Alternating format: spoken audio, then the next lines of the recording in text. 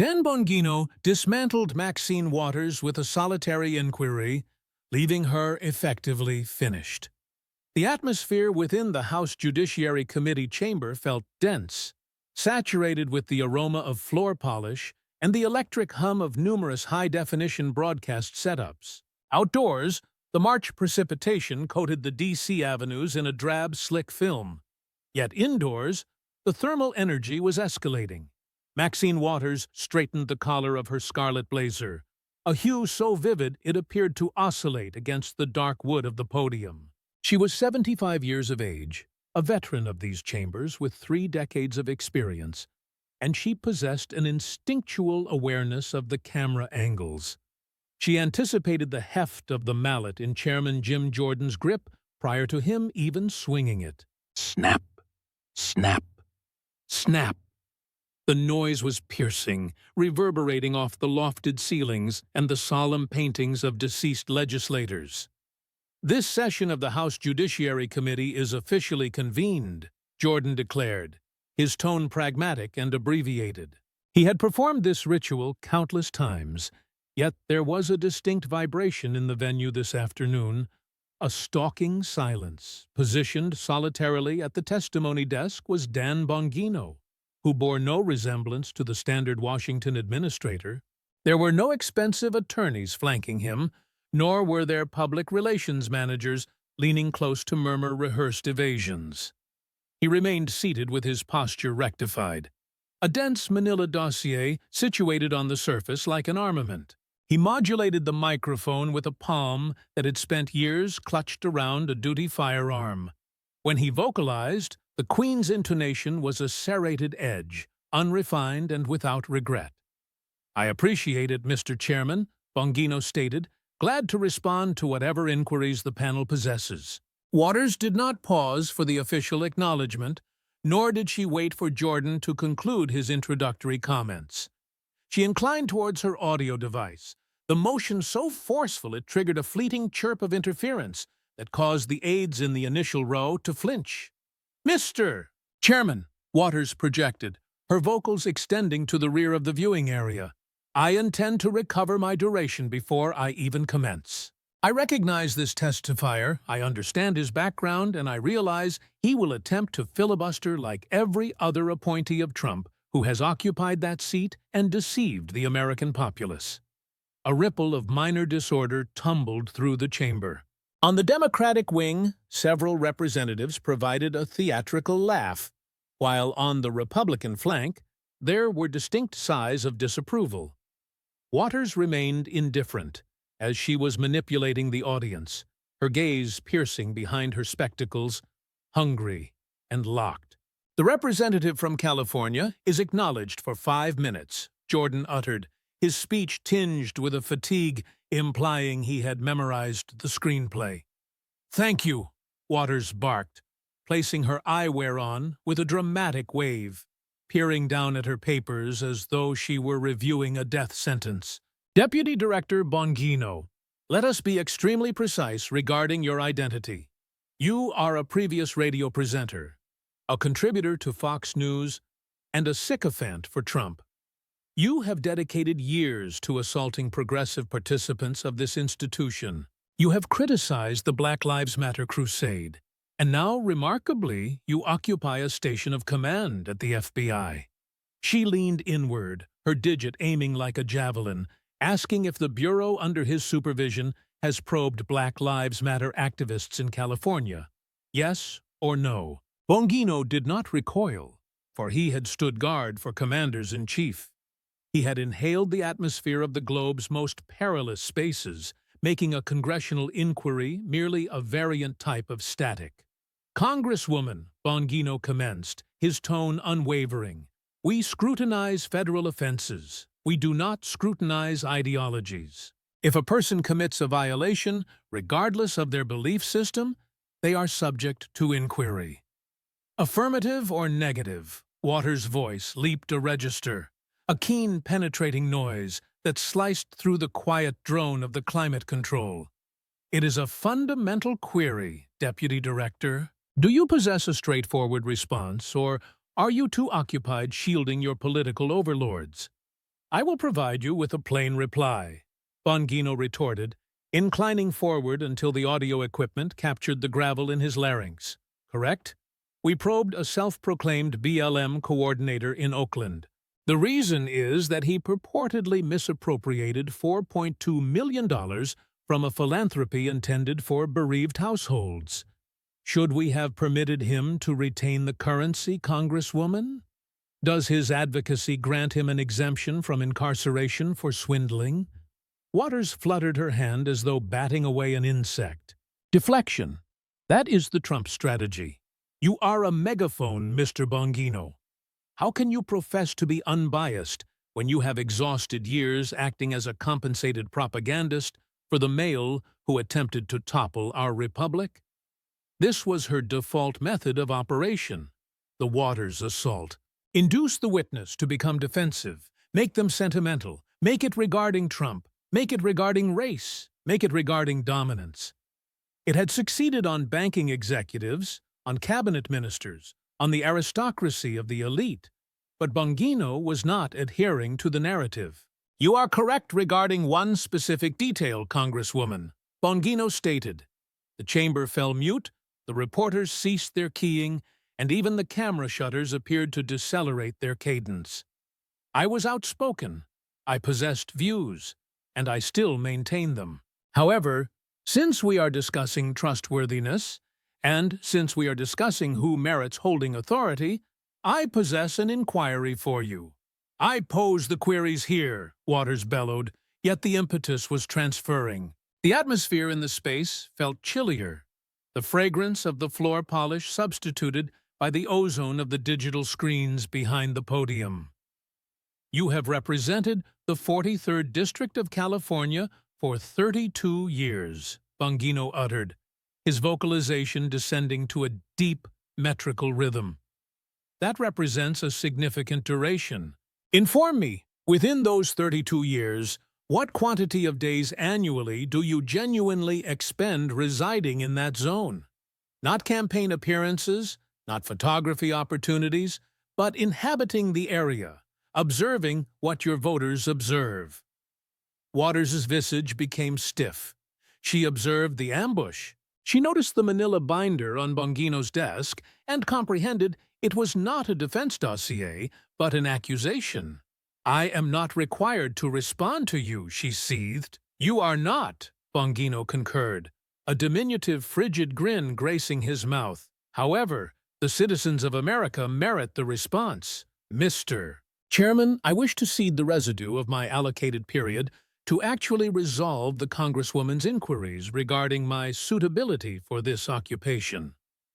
Bongino rose to his feet. He strode toward a display stand that had been positioned adjacent to the testimony desk, concealed under a white drape. The sensory focus of the chamber altered. The squeak of his leather footwear on the stone tile was the solitary noise in the void.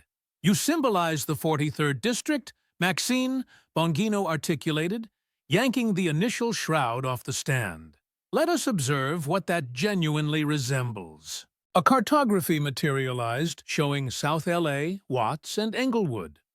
Superimposed in bold scarlet lettering were the statistics. Median revenue, $42,000. Homeless populace, 8,400. And violent felonies, 847 per 100,000 residents. These are your constituents, Bongino declared. 32 years of you battling on their behalf, and this is the result. He removed the subsequent covering. A photograph of a $6 million estate in Hancock Park, featuring verdant turf, protection barriers, 6 sleeping chambers, and 7 lavatories. This is the location where you reside, Bongino stated, his tone slicing through the quietude like a power tool. It is a chateau in the 37th District.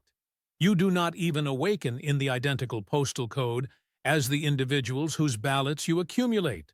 You symbolize destitution, Maxine, yet you inhabit grandeur. Waters attempted to request a procedural ruling, but her vocals abandoned her. 52 million individuals were observing the divided display.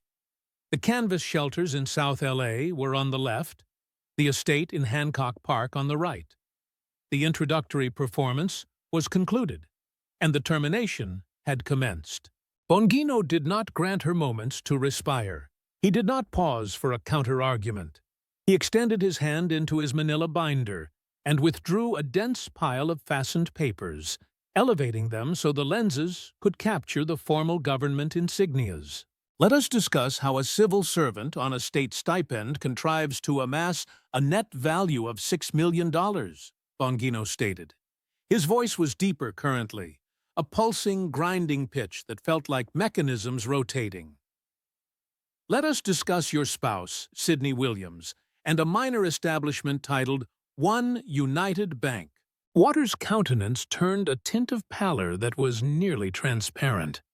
She attempted to adjust in her chair, but the motion was spasmodic and clumsy.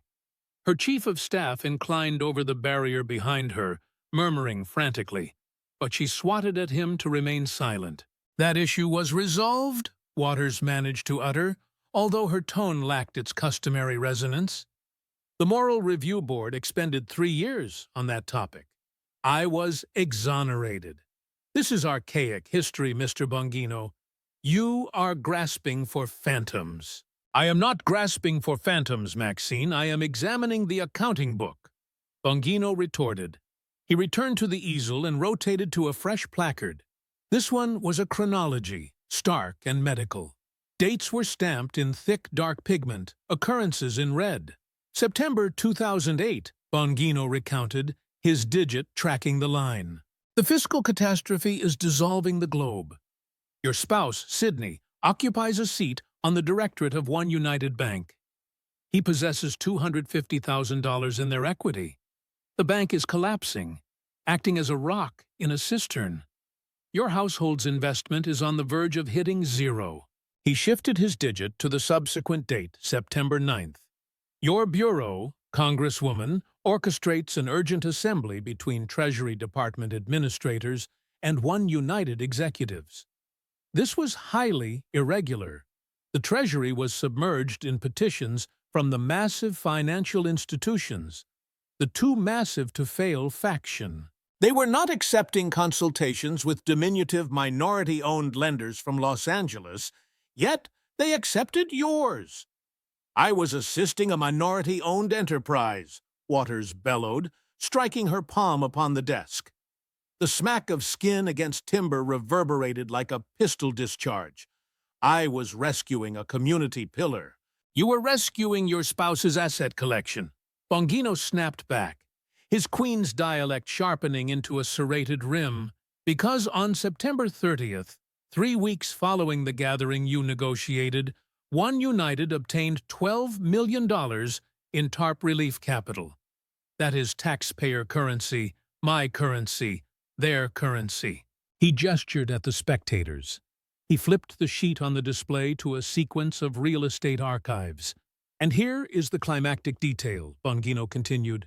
Between November 2008 and March 2009, whilst the individuals in your zone, the ones you allegedly battle for, were being ousted by the thousands, you went on a property purchasing expedition. While their residences were being repossessed, you executed $1.8 million in total cash acquisitions with negligible financing. New estates, new affluence. All whilst the remainder of the nation was hemorrhaging. The camera technicians were magnifying the image so closely one could discern the spasm in Waters' left eye. The divided display on the broadcast networks was now a three-way partition. The $6 million chateau, the vagrant pavilions, and the One United equity graph. The ethics panel concluded that your grandson, Mikhail Moore, behaved improperly in arranging that consultation, Bongino stated, leaning over the witness desk until he was millimeters from the transmitter. He accepted the blame. The grandson, the aide. But you are informing this panel and the 50 million individuals observing at home that you possessed no notion your husband's capital was at risk? That you merely happened to negotiate a $12 million rescue for the precise bank where your family's riches were stored? Waters was trembling presently, her hands mixing through her memoranda so rapidly They sounded like arid foliage in a gale. This is, this is an assassination attempt. I have pledged my existence to— You have pledged your existence to the swindle, Maxine. Bongino interrupted, his tone a tranquil, destructive hum. Every instance there was a ballot that impacted the banks where your kin had equity in the venture. You voted for their advantages. 2014, 2019.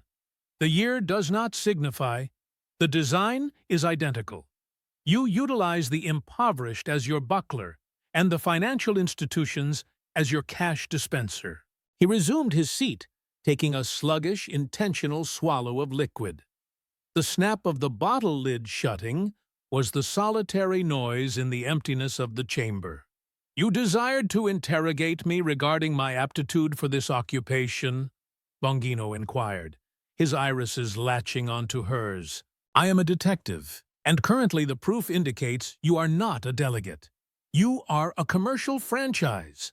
Dan Bongino did not pause for a defense. He extended his hand into the stout manila folder and withdrew a sequence of FEC submissions. These were Federal Election Commission archives marked with fluorescent pens so vivid they appeared to leak off the sheet.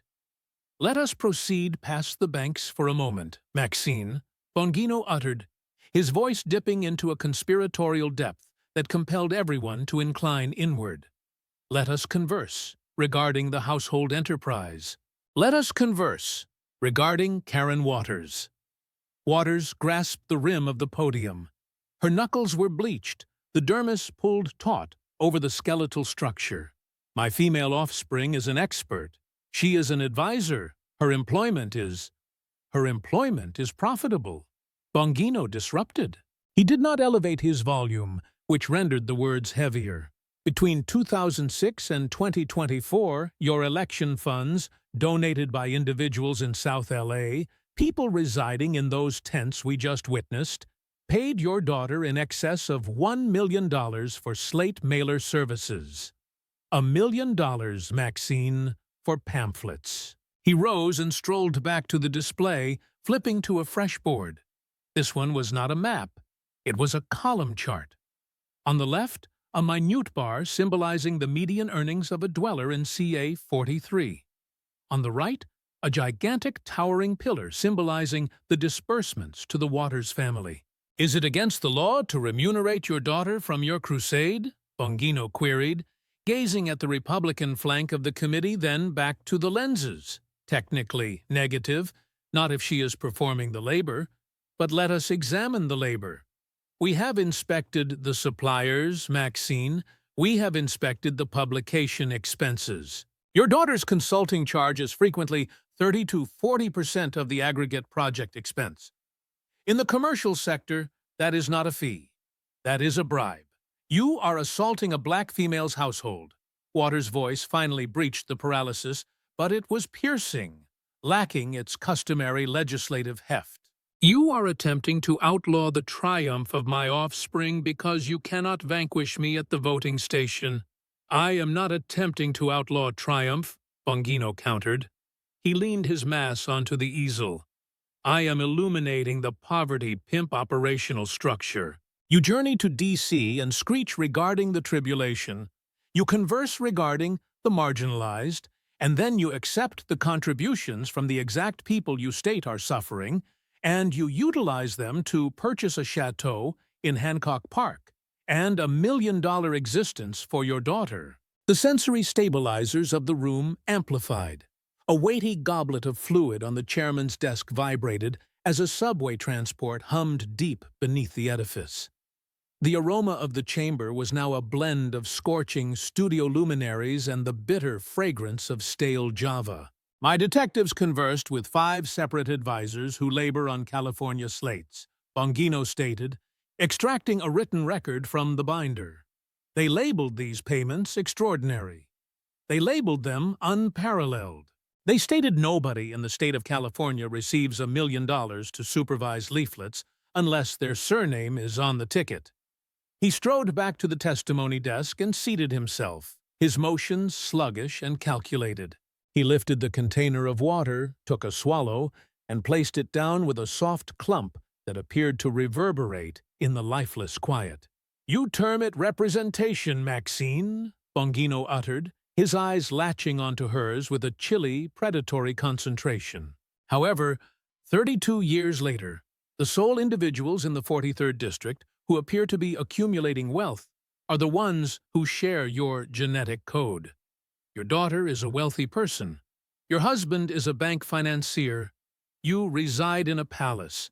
And your voters, they are still beneath the blue canvases. Waters parted her lips to vocalize, but her hand was still hoisted in that solidified partial signal. She gazed at the cameras, then at the easel, then back at Bongino.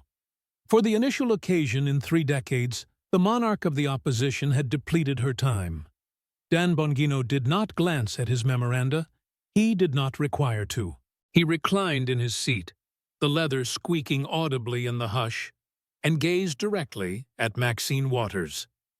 "You informed this panel I do not comprehend your district, Maxine," Bongino commenced, his voice descending into a low, gritty rasp that seemed to oscillate through the mahogany surfaces. "You stated I do not know your populace. You stated I have never been there. Well, you are accurate regarding one detail. I do not reside there. But for the prior 3 weeks, my squad has resided there. Not the FBI, my personal detectives paid for with my own currency." He extended his arm and tapped a key on his tablet with a purposeful heavy digit. The gigantic displays behind him blinked, then snapped into high-definition existence. The footage was jarring. It was not the sanitized background clips usually witnessed on election advertisements. It was a raw, unblinking aerial sweep over the core of the 43rd District. It was a terrain of hopelessness. "Observe it, Maxine," Bongino commanded, his voice narrating the ruin. The lens panned over lines of blue nylon covers stretched for blocks under the looming concrete of the 110 freeway, flapping lethargically in the filthy breeze. It magnified onto shopping trolleys, overflowing with salvaged belongings, pushed by individuals whose visages were prematurely aged by the radiance and the avenues. It displayed deserted retail fronts with foreclosure notices that had bleached to a sickly yellow years ago. "This is the actuality of 32 years of your command," Bongino stated. The camera transitioned sharply, a jarring alteration.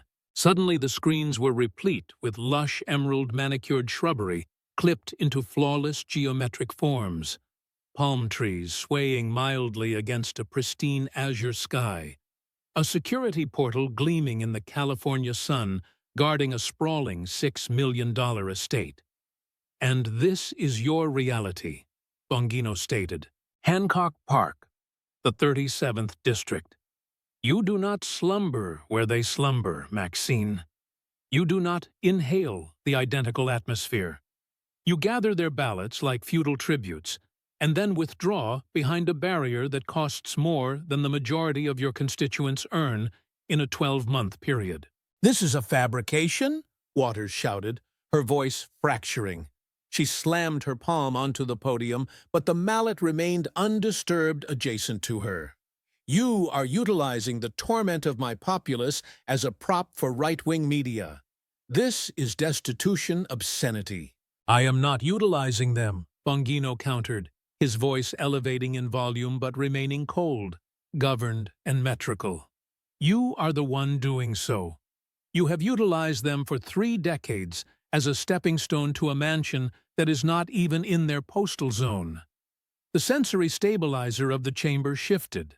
The hum of the climate control appeared louder presently, a frantic attempt to scour the strain from the atmosphere. The fragrance of the chairman's tepid java drifted through the stagnant space. "You are certain my investigators did not merely fly drones, Congresswoman," Bongino stated, inclining forward until his countenance filled the displays. "They walked those avenues. They conversed with the individuals residing under those covers. And do you know what they informed us?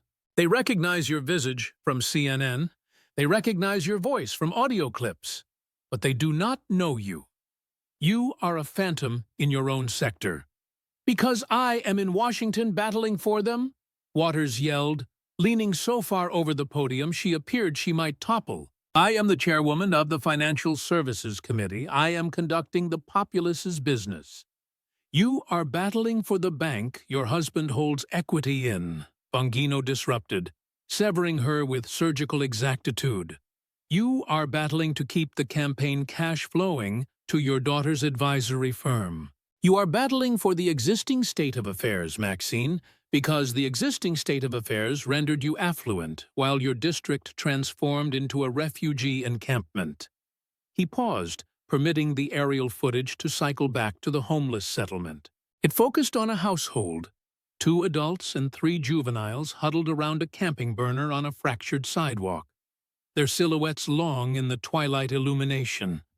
"Observe them," Bongino whispered, the noise carrying further than a bellow. 32 years, Maxine. That is your bequest. You reclaimed your duration. Very well. You reclaimed it directly out of their destiny and deposited it into your bank ledger. Waters reclined, the air seemingly departing her lungs in a rush. The monarch of the opposition looked suddenly, undeniably diminutive against the background of her own district's reality, scorched onto the displays above her cranium. The ambience in the room had moved past tense. It was now radioactive. The 52 million individuals observing were no longer viewing a political debate. They were witnessing a political self-destruction. The air smelled of ozone and scorching plastic from the massive server racks powering the live stream. Maxine Waters did not resume her seat. She stood, her red blazer a jagged streak of hue against the dark timber of the committee room. "This is a configuration." Waters' voice was a tattered scream now. "You are misusing your station. You are utilizing the FBI to persecute a sitting member of Congress. Let us be very explicitly clear regarding what this genuinely represents," Waters shouted. "This is racial prejudice. You are singling me out because I am a formidable black female who declines to be suppressed by your Trump-appointed goons." The chamber went completely, horrifyingly mute. It was the nuclear alternative, the allegation that usually terminated the dispute. Bongino rose to his feet. He performed it sluggishly, his chair grating against the floor with a low, agonizing moan. "Do not you dare," Bongino uttered. His voice was not a shout. It was a low, vibrating hum that carried more mass than her screeching. "Do not you dare play that card with me, Congresswoman. I matured with 0 assets. My progenitors worked their digits to the marrow just to keep the illumination on. I worked my path through university, taking evening courses, whilst laboring 40 hours a week. I have donned the attire of a police officer in New York. I have donned the suit of a Secret Service agent. I have shielded presidents of both factions with my existence. I have probed corruption in both factions. I have pursued white politicians, black politicians, Latino politicians. I do not give a damn regarding your race. I do not give a damn regarding your gender. And I certainly do not give a damn regarding your party membership. What I care about is that your voters who are black, who are brown, who are immigrants, merit superior to a representative who gets rich while they slumber on concrete. They merit superior to a leader who utilizes their struggle to purchase $6 million real estate in a postal code she does not even represent. He was millimeters from the podium now, so do not you dare conceal yourself behind identity politics. Do not you dare weep racism to cloak the fact that you have been plundering your community blind for 3 decades. The data points do not care about your skin pigmentation, Maxine, and neither do the individuals residing in those pavilions. The chamber detonated. On the Republican side, members were on their feet. On the Democratic side, members were shouting for order. Chairman Jim Jordan was slamming his mallet, snap, snap, snap. But the noise was lost in the bedlam. Through it all, Bongino stood his territory, arms crossed, staring directly into Waters' eyes. He was not gloating, he was not smiling, He was merely waiting. Waters looked at him, then at the cameras, then at the image of the tents on the screen behind her. For the first time in 32 years, she did not possess a retort. "This hearing is in suspension," Jordan shouted over the bellow, but the intermission did not matter. The harm was executed. The drape had been pulled back, and the globe had witnessed the reality behind the rhetoric. The corridor outside the inquiry room was a confining tunnel of shouting voices and the blinding rhythmic strobe of 100 camera flashes. Maxine Waters did not walk. She was propelled by her aides. Inside the vehicle, the silence was absolute, but the illumination was still emanating from the screens. Every television in the suite was tuned to the identical image. The split screen. On the left, the high-definition aerial footage of the Hancock Park mansion, $6 million of manicured perfection. On the right, the blue tarps and shopping carts of South Los Angeles. "It is at 60 million views," her communications director whispered. Across the metropolis, at the FBI headquarters, Dan Bongino strolled into his office and tossed the manila folder onto his desk. The thud was final. He did not verify the trends. He did not need to. He could hear the sirens of the media circus through the glass. "They are terming it the Bongino reality verification," an aide said. "Even MSNBC is struggling. They have analysts attempting to defend the slate mailers to your daughter, but the optics are simply radioactive." "It is not regarding the optics," Bongino stated, his voice a low, rhythmic growl. "It is regarding the mathematics. You cannot argue with property levies and bank ledgers." She brought a narrative to a gunfight. I brought the receipts. By 8 p.m., the supernova had reached street level in the 43rd district. In the very neighborhoods Bongino had filmed, the air was thick with something novel. Not just the usual smell of exhaust and street cuisine, but the sharp, acrid scent of betrayal. Community organizers, who had spent 30 years defending Maxine, were gathered in church basements and community centers, staring at their telephones. The nuclear option, the race card, had been played, and for the first time in history, it had been trumped by a drone shot of a manicured lawn. "She does not reside here," a young male in a Watts Community Center said, his voice recorded on a viral live stream. "We have been voting for a phantom in a $6 million house while we sleep on the sidewalk. She has been reclaiming her time, but she has been spending it in Hancock Park." The media supernova was not just a news cycle. It was a realignment. By midnight, the hashtag regarding 32 years was the #1 trending topic globally. The morning ensuing the hearing did not bring clarity to South Los Angeles. It brought a heat wave that made the asphalt shimmer. In a small, cramped office above a barber shop in Watts, Marcus Williams sat at a folding table. He was 34 with a face that looked like it had been carved from the very streets he had spent a decade trying to fix. He was not a politician. He was a tenant rights organizer. He watched the split-screen video on his phone for the 20th time.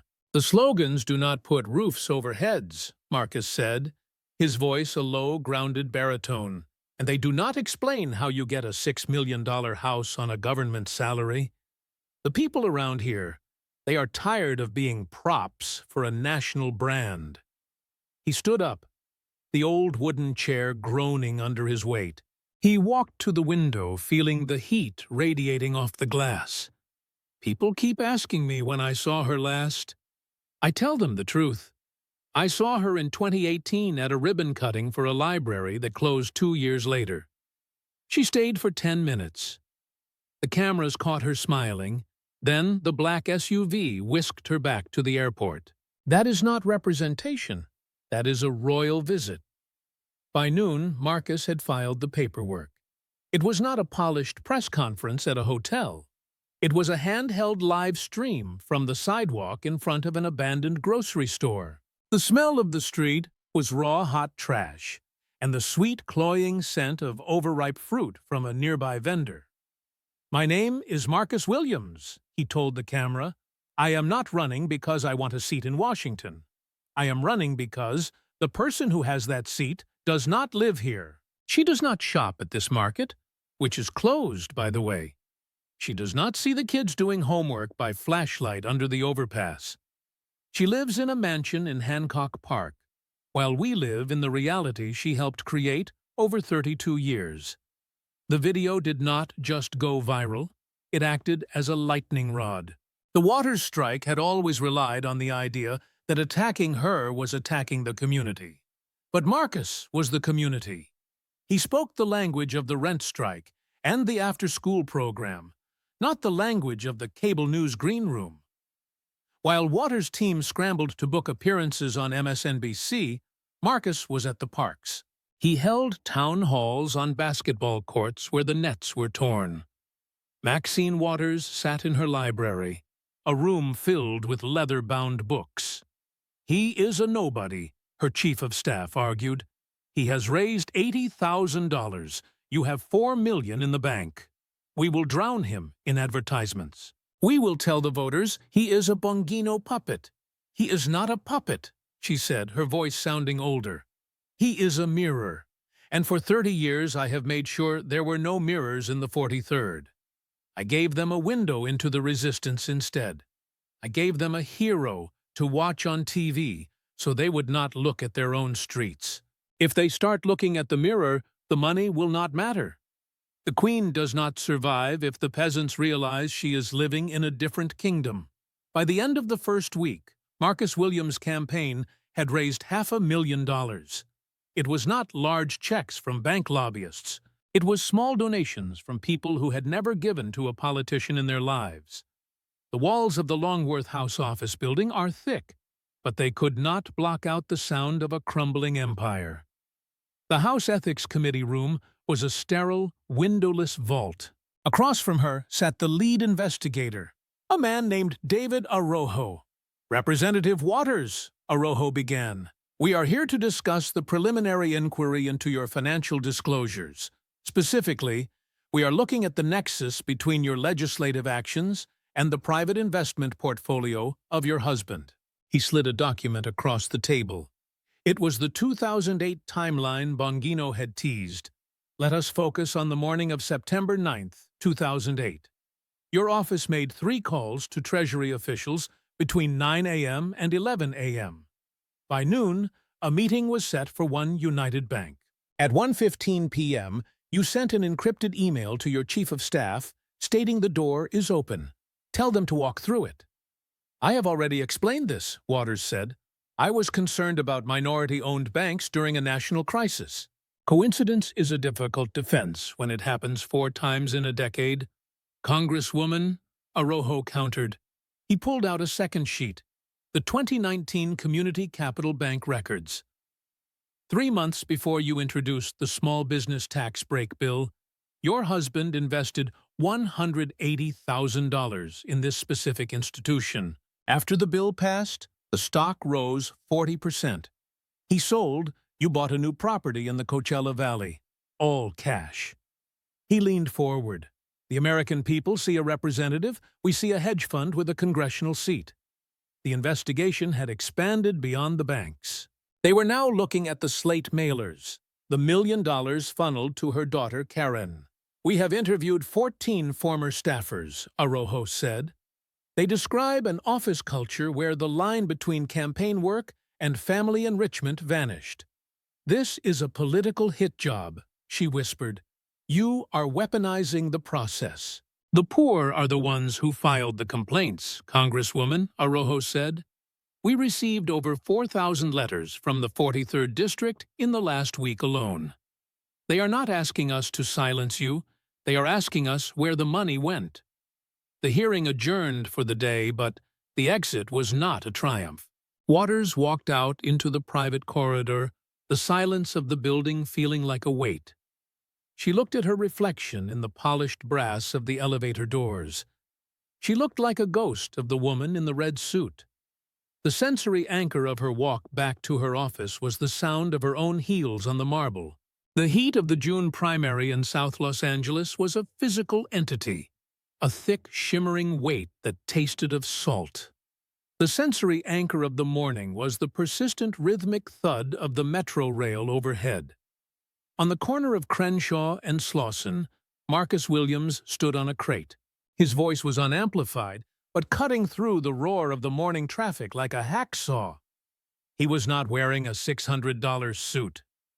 32 years, Marcus shouted, his arms sweeping toward a row of boarded-up storefronts. 32 years of her reclaiming her time. Look around you. Does this look like time reclaimed, or does it look like time stolen? A crowd of 50 had gathered, not the hand-picked, nodding supporters of a televised town hall, but the real people. The bus drivers, the nurses, the men with calloused hands. They were not looking at him with the vacant stare of the disinterested. They were leaning in, their faces tight with a dawning, jagged anger. She says she is the queen of the resistance, Marcus continued.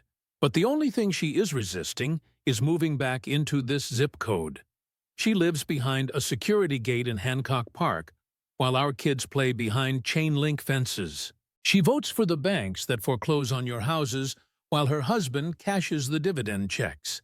The Bongino effect had metastasized. It was not just a video anymore. It was a ghost that followed Maxine Waters everywhere. 10 miles away in her Hancock Park mansion, the silence was absolute. Maxine Waters sat at her mahogany desk, the red suit jacket draped over a chair like a discarded uniform. The only sound was the rhythmic, frantic tapping of her campaign manager's fingers on a laptop. The internal numbers are a bloodbath, Maxine, the manager said. The never-seen-her statistic from the hearing is up to 82% in the South sector. I am their voice, Waters snapped, her hand slamming onto the desk. I have fought for them in every committee, in every hearing. They do not live in a committee room, Maxine, the manager countered. They live in a district with 28-minute police response times. Marcus Williams is at the community center right now talking about the One United bailout. Call the networks, Waters commanded, her voice regaining a flicker of its theatrical vibrance. We do a homecoming tour. We start in Watts. We bring the cameras. We bring the endorsements from the Black Caucus. We remind them who their auntie is. The homecoming tour lasted exactly 45 minutes. From the moment the black SUVs rolled onto the sun-baked asphalt of a public park in Inglewood, the smell of the crowd was not the scent of adoring fans. Waters stepped out, the red suit brilliant against the gray concrete. She reached for the microphone, her smile practiced.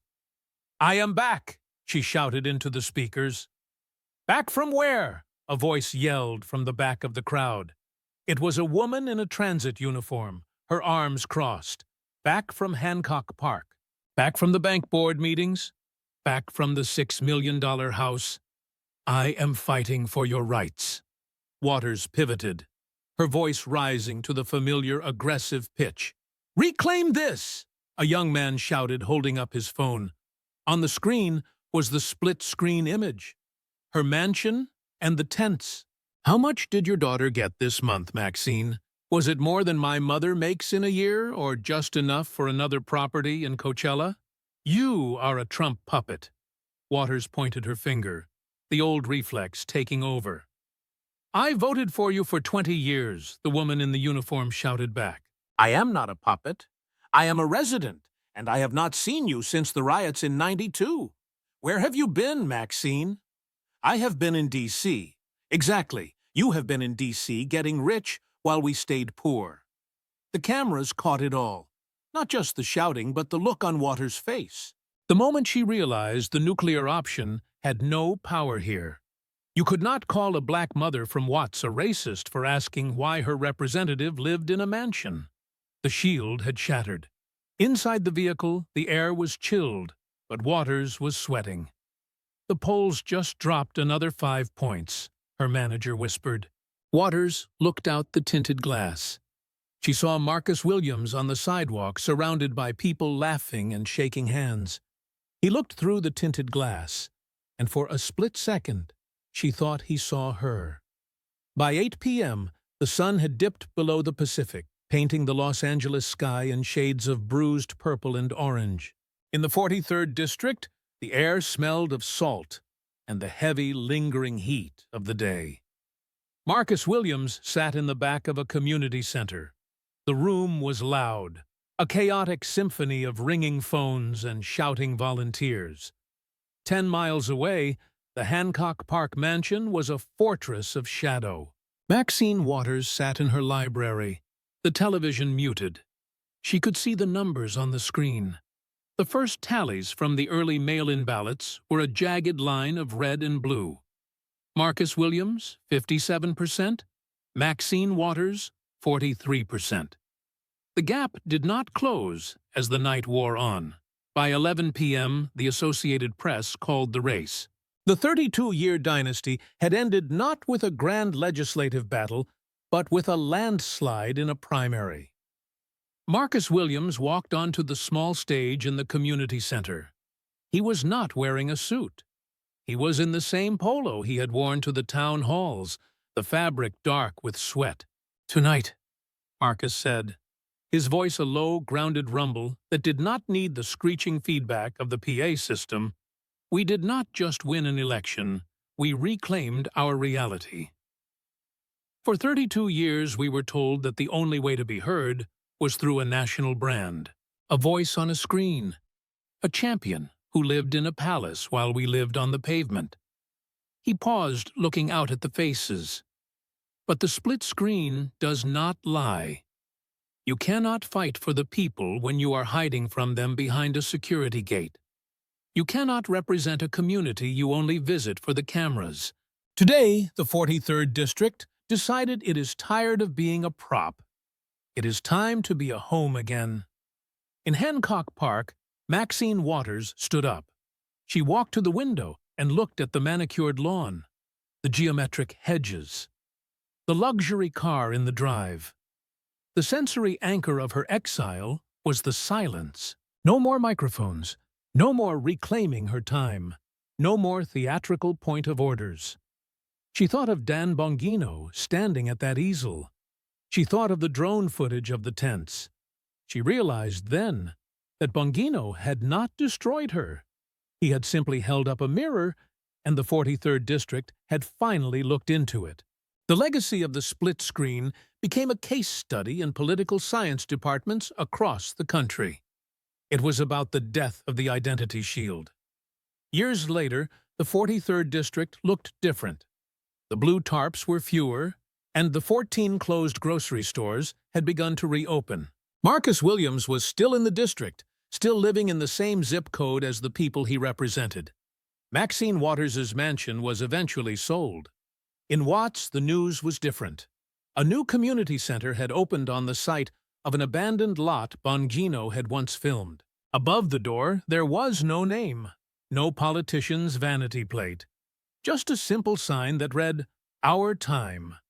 The final sensory anchor of the story was the sound of the streets, the children playing on the sidewalks, the bustling markets, the rhythmic thud of a neighborhood that was no longer a ghost town.